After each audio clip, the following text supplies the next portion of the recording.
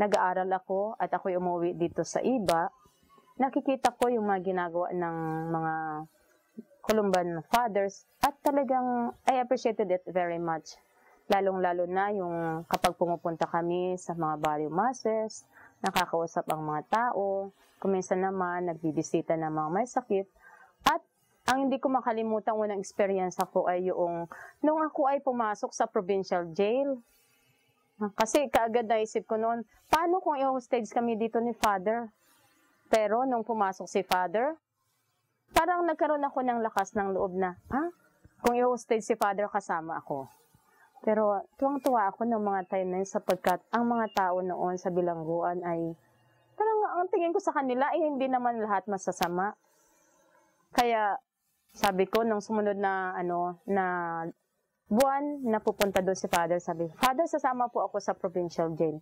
Parang itong mission nila na pagbibisita sa mga may sakit ay naging paraan para nagbago yung aking pananaw sa mga tao na nasa bilangguan.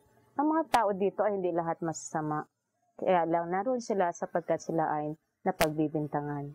At kumbaga, pag nandoon kami, parang kami ay nagbibigay inspirasyon, lalong-lalo na si Father sapagkat madalas nila siyang nakakausap, marami nagkukumpisal.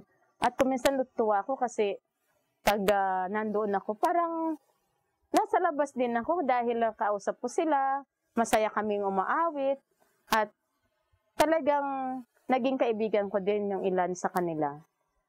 So yung mga time na yon talagang nakita ko kung paano magtrabaho ang mga Columban missionaries. Walang pinipiling lugar, walang pinipiling panahon, no? Lalong-lalo na kapag sa pagbibisita sa mga may sakit. Sa mga hospital, nasubok-subukan ko din yan.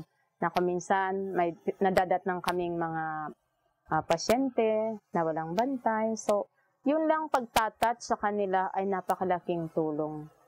Gayon din yung mga sick visitation. Nasubukan ko pa nga na sa aming sick visitation ni Father, walang tao doon sa bahay na matanda.